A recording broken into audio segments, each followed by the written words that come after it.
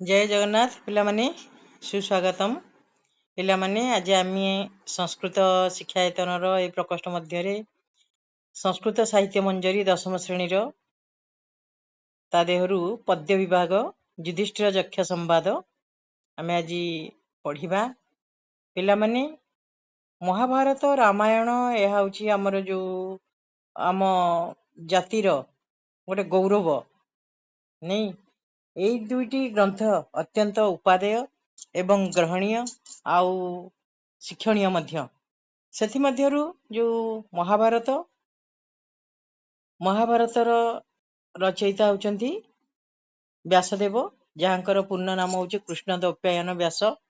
महाभारत 1,00,000 श्लोक रे आदृत जार अन्य नाम होची शतसाहस्री पयासिकी संहिता। महाभारत 18 खंड पिला माने एगुड़ी को तुम समस्ते अवगत थिबो 18 खंड सेथि मध्यरु वन पर्व महाभारतर वन पर्वरु केतेक श्लोक युधिष्ठिर यक्ष संवाद आकार रे आम पुस्तक रे दिया जायछि जो गुडी को आम पई अत्यंत ग्रहणीय एवं आदरणीय शिक्षणीय मध्य। तले युधिष्ठिर यक्ष संवाद युधिष्ठिर और यक्ष ए दुई जनकर संवाद बा कथाबार्ता पिला माने आमे टिके पूर्व को टिके पळैबा। आमे जानिछे जे महाभारत युद्ध पूर्वरु पांडव माने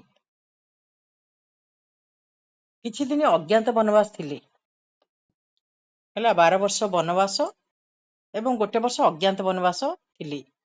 से अज्ञात वनवास रे थिबा समय रे से माने सूरदेव पर्वत सूरदेव वन परिवेष्टित सुदेव गिरी उपरे अवस्थान करुथांती। ज्येष्ठ भ्राता युधिष्ठिरंकर तृषा मेंटना पाई अनुज सहदेव प्रथमे जल अन्वेषण रे गले। जल अन्वेषण रे जाई से किछि दूर रे थिबा अंधका सरोवर निकट रे पहुंचिले। सेठु से जेतेबेले जल आनिबा को चेष्टा करंती सेतेबेले से अंधका सरोवर रु गोटे बकरूपी यक्ष बाहरी तांकु किछि प्रश्न कला। प्रथमे कहिला जे मोर समुचित प्रश्न गुड़कर उत्तर दियो तापरे जलपान करो बा जल नियो जदि ताहाकु अवमानना करिवो ताले तुमे मृत सदृश एठारे पड़ी रहिबो। सहदेव निजर तृषा मेंटेबा पाई जल जेतेबेले ग्रहण करिसेंती तार कथा को अमान्य करी से सेठारे मृतवत पड़ी रहिसेंती। तापरे क्रमान्वय रे नकुल अर्जुन भीम चारि भाई जाक जायकी सेमती सेही ठारे यक्षर कथा को न मानिकरी सेठी मृत प्राय पड़ी रहिसेंती।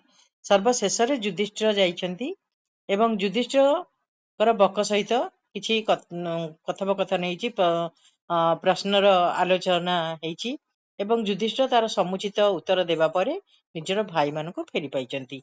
एही कथाटा वन पर्व रे अछि एवं आम पुस्तक रे दिया जाइछि। एबे चलो देखिबा कश्चित यक्षः कौनसी एक यक्ष कह युक्त चित कश्चित पिला माने पुल्लिंग करे अछि यक्ष कर्तरी प्रथमा कौनसी गोटे यक्ष यक्ष पिला माने आमे जानिचे यक्ष कहले से माने आमे जेमति कृतदास व्यवहार करूचे सेमती सेमानंकु सेही टाइप रो कुहा जाय। तले सेही यक्ष से माने पापग्रस्त हेई अभिशापग्रस्त हेई कि जन्म ग्रहण करथांती मूर्ति रे। तेणु सेही परि गोटे यक्ष देवतांकर कृतदास जे कि मर्त्य रे जन्म ग्रहण करिछि एवं से युधिष्ठिरंकर ठारो समुचित उत्तर प्राप्त कले तार मुक्ति हबो। एहा मध्य से तार अभिशापर कण अभिशापटी सेइथरे जीव बोली से आगुरु पाइछि नै कि तेणु सेइथि पई से आसिकी सेई जो अंधका सरोवर भितरे रहिछि केबे से युधिष्ठिरंक सहित साक्षात हबो धर्मानंदनक सहित तापरे से सेठु उद्धार पाइबो। तेणु जेतेबेले युधिष्ठिर जायकी सेई ଅନ୍ଧକା ସରୋବର ନିକଟରେ ପହଞ୍ଚିଛନ୍ତି। ସେତେବେଳେ ମହାରାଜ ଯୁଧିଷ୍ଠିରସ୍ୟ, ମହାରାଜା ଯୁଧିଷ୍ଠିରଙ୍କର, ମହାରାଜା ମହାନ ରାଜା କର୍ମଧାରୟ ସମାସ, ଜ୍ଞାନ ବୁଦ୍ଧି ପରୀକ୍ଷାର୍ଥମ ହେଲା, ମହାରାଜା ଯୁଧିଷ୍ଠିରଙ୍କର ଜ୍ଞାନ ବୁଦ୍ଧି ପରୀକ୍ଷାର୍ଥମ, ପରୀକ୍ଷା ପାଇଁ, ପରୀକ୍ଷାର୍ଥମ ସମାସ କଲେ ହବ ପରୀକ୍ଷା ଏଇ ଇଦମ, ନିତ୍ୟ ସମାସ ପିଲାମାନେ। ଜ୍ଞାନ ପ୍ରକୃତିବ୍ରତ ହେଲା ଜ୍ଞା ଯୁକ୍ତ ଲ୍ୟୁଟ, ବୁଦ୍ଧି ହେଲା ବୁଧ ଯୁକ୍ତ 3।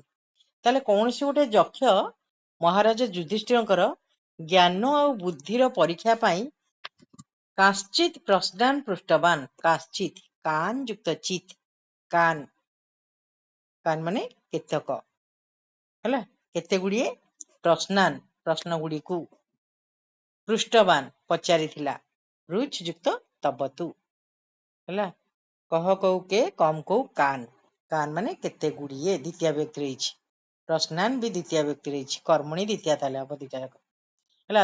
ତାହେଲେ କାଶ୍ଚିତ୍ ପ୍ରଶ୍ନାନ କେତେ ଗୁଡିଏ ପ୍ରଶ୍ନ ପୃଷ୍ଟବାନ।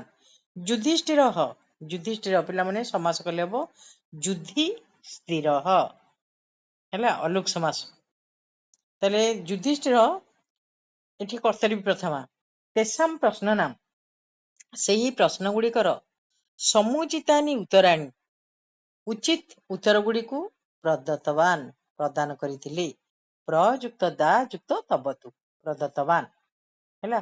ତାହେଲେ ଯୁଧିଷ୍ଠିର ସେଇ ପ୍ରଶ୍ନ ଗୁଡିକର ସମୁଚିତ ଉତ୍ତର ପ୍ରଦାନ କରିଥିଲେ।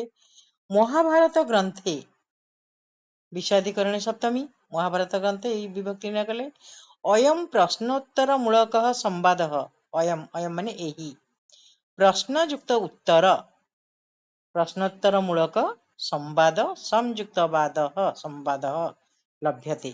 ତାହେଲେ ମହାଭାରତରେ ଏହି ପ୍ରଶ୍ନ ଉତ୍ତର ମୂଳକ ସମ୍ବାଦଟି ମିଳେ। ତାହେଲେ ଆସ ପ୍ରଥମ ଶ୍ଲୋକ ଆମେ ପଢିବା। ଯକ୍ଷ ଉବାଚ, ଯକ୍ଷ କହିଲେ ହେଲା, ଯକ୍ଷ ପ୍ରଥମେ ଆଗ ଯୁଧିଷ୍ଠିରଙ୍କୁ ପ୍ରଶ୍ନ କଲେ, କିଂସ୍ୱିତ୍ ପ୍ରବସତଃ ମିତ୍ରମ୍, କିଂସ୍ୱିତ୍, କିମ୍ ଯୁକ୍ତ ସ୍ୱିତ୍, କିଂସ୍ୱିତ୍ ପ୍ରବସତଃ ପରଦେଶରେ, ପ୍ରବାସରେ, ପ୍ର ଯୁକ୍ତ ବସ୍ ଯୁକ୍ତ ତ, ପ୍ରବସତଃ, ମିତ୍ରମ୍, ମିତ୍ରମ୍ ମାନେ ପିଲାମାନେ ବନ୍ଧୁ ହେଲା, ମିତ୍ରମ୍ ପିଲାମାନେ ଏଇଟା କଣ ହେଇଛି କ୍ଲିବଲିଙ୍ଗରେ ଅଛି, ମିତ୍ରମ୍ ମାନେ ବନ୍ଧୁ, ମିତ୍ରଃ ମାନେ ସୂର୍ଯ୍ୟ, ଯଦି ବିସର୍ଗ ଥିବ ତା ଅର୍ଥ ହଉଛି ସୂର୍ଯ୍ୟ, କିନ୍ତୁ ମିତ୍ରମ୍ ମାନେ ବନ୍ଧୁ। ତାହେଲେ କିଂଚିତ୍ ମିତ୍ରମ୍, ଯେହେତୁ ମିତ୍ରମ୍ ଏଠି କ୍ଲିବଲିଙ୍ଗ ହେଇଛି ସେଇଥିପାଇଁ କିମ୍ ଯୁକ୍ତ ସ୍ୱିତ୍, କିମ୍ ବି କ୍ଲିବଲିଙ୍ଗରେ ହେଇଛି ହେଲା। କିଂଚିତ୍ ମିତ୍ରଃ, କିଂଚିତ୍ ପ୍ରବସତଃ ମିତ୍ରମ୍, ଯକ୍ଷ ଆଗ ପଚାରିଲା ପ୍ରବସତଃ ମାନେ ପରଦେଶରେ, ପରଦେଶରେ ବା ପ୍ରବାସରେ ମିତ୍ର କିଏ, ବୁଝିଲା ପିଲାମାନେ? କେତେ ସୁନ୍ଦର ପ୍ରଶ୍ନଟିଏ ଦେଖ, ତୁମେ ପରଦେଶକୁ ଯାଇଛ, ସେଠାରେ ତୁମର ମିତ୍ର କିଏ ହବ? ତମର ତ କେହି ନଥିବେ, ଭାଇ ବନ୍ଧୁ କୁଟୁମ୍ବ କେହି ଯାଇନାହାନ୍ତି ତୁମ ସାଙ୍ଗରେ, ତାହେଲେ ତୁମର ମିତ୍ର ସେଠି କିଏ, କେମିତି ଚଳିବ ସେଠି? କିଂସ୍ୱିତ୍ ମିତ୍ରମ୍, ଏଠି କିମ୍ ଅଲଗା ଅଛି, ତାହେଲେ ଏଠି ହବ ସ୍ୱିତ୍ ଯୁକ୍ତ ମିତ୍ରମ୍, ମିତ୍ରମ୍ ମାନେ କହିଲି ଏଇନେ ବନ୍ଧୁ। କିଂସ୍ୱିତ୍ ମିତ୍ରମ୍ ଗୃହେ, ଗୃହେ କହିଲେ ଘର ଭିତରେ, ସତଃ, ସତଃ ମାନେ ସର୍ବଦା, ଘର ଭିତରେ ତ ଆମ ସାଙ୍ଗରେ ସମସ୍ତେ କଣ ଭାଇ ବନ୍ଧୁ କୁଟୁମ୍ବ ରହୁଛନ୍ତି, ବାପା ବୋଉ ଭାଇ ଭଉଣୀ ସମସ୍ତେ ରହୁଛନ୍ତି, ତାହେଲେ ଘର ଭିତରେ ପୁଣି ମିତ୍ର ଆମର କିଏ, ପ୍ରକୃତ ମିତ୍ର କିଏ? ଆତୁରସ୍ୟ ଚ କିଂ ମିତ୍ରମ୍, ଆତୁରସ୍ୟ, ଆତୁର କହିଲେ ରୋଗାତୁର ବ୍ୟକ୍ତି, ରୋଗାତୁର କହିଲେ ଖାଲି ଯେ ଶାରୀରିକ ରୋଗ ତା ନୁହେଁ, ମାନସିକ ରୋଗ ବି ଅଛି, ବିଭିନ୍ନ ପ୍ରକାର ରୋଗ ଅଛି। ତାହେଲେ ଆତୁରସ୍ୟ ଚ କିଂ ମିତ୍ରମ୍, ଚ ମାନେ ଓ, ତାହେଲେ ଓ ଆତୁର ବ୍ୟକ୍ତିର କିମ୍ ମିତ୍ରମ୍, ମିତ୍ର କିଏ ପିଲାମାନେ? ମିତ୍ର କ୍ଲିବଲିଙ୍ଗ ହେଇଥିବା ହେତୁରୁ ବାରମ୍ବାର କିମ୍ ବ୍ୟବହାର କରାଯାଉଛି ଏଠି ଦେଖ। ତାହେଲେ ଆତୁର ବ୍ୟକ୍ତିର ମିତ୍ର କିଏ? ପୁଣି ପଚରା ହେଲା କିଂସ୍ୱିତ୍ ମିତ୍ରଃ ମରିଷ୍ୟତଃ, ମରିଷ୍ୟତଃ ମୃତ୍ୟୁବରଣ କରି ଯାଉଥିବା ଲୋକର, କିମ୍ ସ୍ୱିତ୍ ମିତ୍ରମ୍ ମୃତ୍ୟୁବରଣ କରିଥିବା ଲୋକର ମିତ୍ର କିଏ, ବୁଝିପାରିଲେ ବୋଲେ?